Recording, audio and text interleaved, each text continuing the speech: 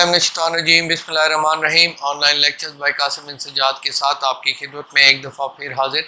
आज का हमारा टॉपिक है ज़रई इस्लाहत, लैंड रिफॉर्म, जो अयूब खान के दौर से लेकर ज़ुल्फ़िकार अली भुट्टो साहब के दौर तक हमारे 3 दफ़ा पाकिस्तान में नाफिज की गई, उसके बारे में कि क्या उसका क्या कानून अभी तक मौजूद है और क्या ज़रई इस्लाहत कानूनी तौर पर गैर शरई करार दी गई हैं कि नहीं। इससे पहले हम टॉपिक अपना स्टार्ट करें, आपसे गुजारिश है कि मेरा चैनल काइंडली बराए मेहरबानी सब्सक्राइब फरमा लीजिएगा और इसको बेल आइकॉन भी ज़रूर क्लिक कीजिएगा ताकि मेरी तमाम वीडियोज़ आप तक पहुँच सकें। जनाब वाला, बड़ी ही अहम बात है, पाकिस्तान एक इस्लामी जमहूरिया पाकिस्तान है, लेकिन बहुत ही अफसोस के साथ कि पहली दफ़ा पाकिस्तान का नाम इस्लामी जमहूरिया पाकिस्तान 1973 के कानून के मुताबिक, कॉन्स्टिट्यूशन ऑफ पाकिस्तान के मुताबिक आया। उससे पहले तो इस्लामी रिपब्लिक ऑफ पाकिस्तान भी नहीं लिखा गया था। तो इससे ये अंदाज़ा होता है कि कितने मसाइल के साथ ये पाकिस्तान स्टार्ट हुआ और पाकिस्तान के लिए क्या क्या मसाइल हुए हैं। तो प्रॉब्लम ये हुआ कि जब पाकिस्तान बना तो यहाँ पर हमें कोई लीडर नहीं मिल सका और मुख्तलिफ कवानीन जो हैं वो इस्तार लिए गए, वो ब्रिटिश रूल के मुताबिक, और वही चलते रहे। और पहली दफ़ा ज़ुल्फ़िकार अली भुट्टो साहब ने आकर यहाँ पर कॉन्स्टिट्यूशन ऑफ पाकिस्तान 1973 के मुताबिक यहाँ पर पाकिस्तान बनाया। इससे पहले ये था कि ज़रई इस्लाहत सबसे पहले स्टार्ट की गई अयूब के दौर में। आप खुद ही सोच सकते हैं, क्योंकि वो एक टायरेंट रूल था और उस रूल की वजह से ये कानून बना दिया गया कि किसी शख्स के पास अगर ज़रई ज़मीन बहुत ज़्यादा है तो उसको वो ज़मीन अपनी सरेंडर करे और वो लोगों के अंदर तकसीम कर दी जाए। इसका बैकग्राउंड अगर आप देखें तो बैकग्राउंड क्या था, वो बैकग्राउंड था कैपिटलिज़म का। सेकेंड वर्ल्ड वॉर ख़त्म हो चुकी थी। सेकेंड वर्ल्ड वॉर के बाद कम्युनिज़म बहुत ज़्यादा ऊपर आकर फैला, साथ ही चाइना, जापान, कार्ल मार्क्स की सोच बहुत ज़्यादा फैल गई थी, क्योंकि 1945 में आकर तकरीबन सेकेंड वर्ल्ड वॉर ख़त्म हो गई। उसके बाद पाकिस्तान बना और कम्युनिज़म का ख्याल पाकिस्तान में बहुत ज़्यादा चला। तो कैपिटलिज़म और कम्युनिज़म की सोच के मुताबिक एक बराबर तकसीम सरमायादाराना निज़ाम को क्लियर करने के लिए उन्होंने यहाँ पर ये चीज़ राइज की कि ना, यहाँ पर जिसके पास बहुत ज़्यादा ज़मीन है उसे छीन कर दूसरे लोगों के अंदर तकसीम की जाए। यही हाल रशिया में हुआ, स्टालिन ने किया, लेनिन ने किया, इसके अलावा चाइना में हुआ। वो कम्युनिज़म की वजह से था कि जिसके पास ज़्यादा प्रॉपर्टी है उसको ले लीजिए। इस्लाम में एक क्लियर कट निज़ाम ज़कात का मौजूद है, इसके अलावा टैक्स सिस्टम भी है। तो ये पाकिस्तान और के लिए एक बहुत ही गलत चीज़ साबित हुई और काफ़ी सारे जो अशरफा थे, जो शरीफ लोग थे, ज़िम्मेदार थे, और उनकी प्रॉपर्टी जो है इससे कॉन्फिस्केट करनी शुरू कर दी गई। तो बेसिक इसका रूल ये था कि किसी शख्स के पास अगर 500 एकड़ से ज़्यादा, ये 1959-60 से लेकर ये पहली दफ़ा अयूब खान के दौर में ये हुआ कि 500 एकड़ ज़रई ज़मीन अगर है या इसके अलावा 1000 एकड़ बारानी है तो उससे ज़्यादा जितनी भी होगी सारी कॉन्फिस्केट कर दी जाएगी। ये स्टार्ट हुआ।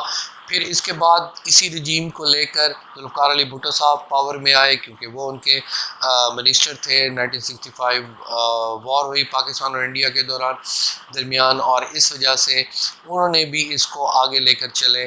और 1972 में माशाल्लाह रेगुलेशंस स्टार्ट हुई और 115 ख़ास तौर पे जो माशाल्लाह लगा, तो माशाल्लाह रेगुलेशन 115 जो था वो स्पेसिफ़िक ज़रई इस्लाहत के बारे में था। तो वहाँ पर भी ये चलती रही और फिर उसके बाद ये मार्शल ख़त्म हुआ। और लेकिन इसके बाद 1979 में तीसरी मार्शल रेगुलेशन भी आ गई। 77 में पार्लियामेंट ज़रूर बनी थी, लेकिन इसके बाद क्योंकि 78-79 में को फिर दोबारा हो गया था, ज़ियाउल हक फिर दोबारा रजीम में आ गए थे, तो 79 में 72 में थोड़ा सा इसको मज़ीद सख्त कर दिया गया और उसके मुताबिक 150 एकड़ से ज़्यादा अगर आपकी एग्रीकल्चर लैंड है तो उसको कॉन्फिस्केट कर दिया जाए, और अगर 300 एकड़ बारानी है तो मतलब बंजर है तो उसको भी कॉन्फिस्केट, उससे ऊपर को कॉन्फिस्केट कर दिया जाए। 79 में फिर इसको कम कर दिया गया, 100 एकड़ तक कोई शख्स अपने प्रोड्यूस यूनिट रख सकता था। اور 200 آپ کے بنجر کو رکھ سکتا تھا، اس کے علاوہ پراپرٹی نہیں رکھ سکتا تھا۔ تو یہاں پر یہ پرابلم کیونکہ مارشاء اللہ تھا، مارشاء اللہ کی وجہ سے لوگوں کو بہت زیادہ نقصانات ہوئے، اور this was the act by force کہ آپ اپنی پراپرٹی فوری طور پر لے سکتے ہیں، پراپرٹی اسٹیٹ لے لے، اور یہ کمیونزم کا دور تھا، اور اس وجہ سے یہ پرابلم ہمارے پاکستان میں یہاں پر موجود رہا، جس کی وجہ سے بہت سارے نقصان ہوئے۔ ہم اس طرف بھی آتے ہیں کہ پھر اس کا کیا فیصلہ ہوا۔ پھر اس دوران جو مشہور کیس ہے وہ قاضی لباش trust versus federation of Pakistan federal Shariat court کی طرف سے ہی فیصلہ ہوا۔ سپریم کورٹ نے بھی اس کو اپ ہیلڈ کیا، اور مارچ 1990 میں کٹ آف ڈیٹ یہ کلیئر کٹ ہو گئی سپریم کورٹ کی طرف سے۔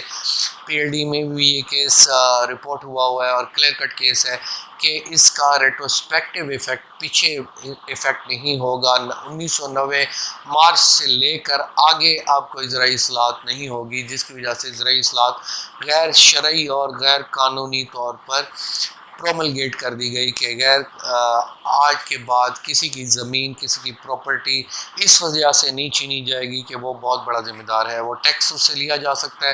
تو اب کیا ہوا کہ اس دوران اگر آپ کے پرکھوں کی، آپ کے بزرگوں کی اگر کوئی جائیداد موجود تھی اور اس کو زرعی اصلاحات کے ذریعے کانفسکیٹ کر دیا گیا، تو سوال یہ پیدا ہوتا ہے کہ کیا اب اس کو آپ لے سکتے ہیں کہ نہیں۔